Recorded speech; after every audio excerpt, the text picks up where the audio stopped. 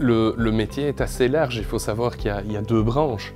Il y a d'abord la partie paye et puis après il y a la partie soft, comme on appelle ça, c'est-à-dire il y a le recrutement, il y a aussi la partie bien-être du personnel. Les ressources humaines, c'est un cycle de l'entrée en fonction du collaborateur via le recrutement, à son développement de carrière, jusqu'à malheureusement terminer aussi la collaboration du collaborateur au sein de l'entreprise. Donc c'est vraiment une fonction hyper importante pour toutes les entreprises et voilà, donc ça c'est quand même c'est un département en fait qui encadre d'une manière transversale dans une entreprise l'entièreté des demandes des collaborateurs, des demandes de formation, des demandes d'évaluation, des demandes de suivi et du recrutement aussi, évidemment. Et à l'heure actuelle, on est vraiment dans la thématique du bien-être et surtout spécialement l'absentéisme qui est vraiment une source majeure de problématiques pour les entreprises à l'heure actuelle.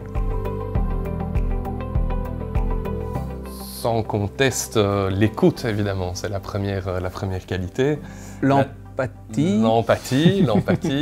Et la troisième aussi, c'est d'aimer l'humain. Je veux dire, si on n'aime pas l'humain, il ne faut même pas commencer. Mais ça, c'est certain. C'est clair. Et surtout, je rajouterais l'élément assertivité. Donc, il faut avoir de l'empathie, mais tout en étant assertif, afin justement de bien pouvoir recadrer le management ou les collaborateurs. Et il faut vraiment être to the point aussi, être le lien entre la direction et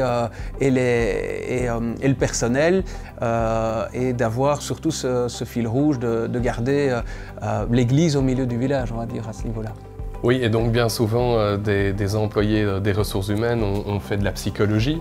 Ce sont des gens généralement qui savent entendre, qui savent comprendre les situations, les choses qui nécessitent une écoute active de la part des collaborateurs qui sollicitent les ressources humaines.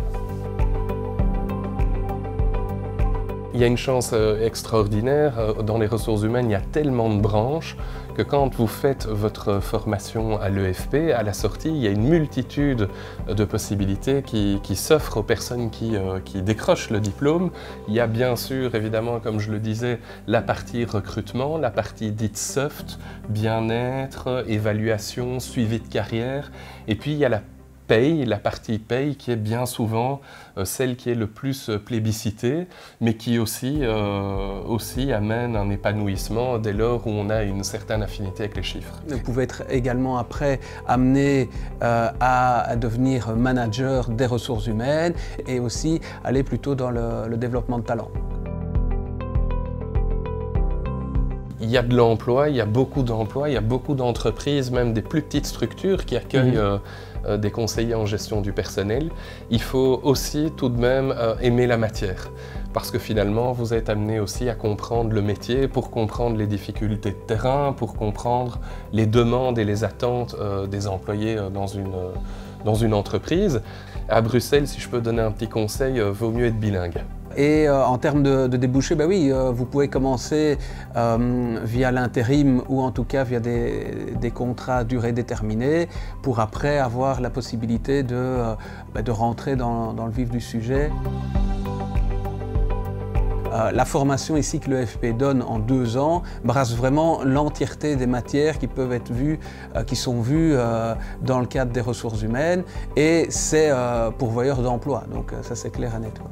L'avantage aussi à l'issue de cette formation, c'est que quand on a terminé, on est prêt à aborder les premières thématiques sur le terrain. C'est vrai que l'EFP a cet avantage et cette qualité d'aller vraiment directement vers des sujets, des thématiques, des problématiques parfois qu'on rencontre sur le terrain. Mais le contact humain, le fait de pouvoir avoir une multitude de tâches à faire. Je pense que c'est l'assurance de ne pas avoir des journées qui sont identiques. C'est l'assurance de ne pas s'ennuyer et de faire différentes choses au quotidien. EFP, formateur de talent.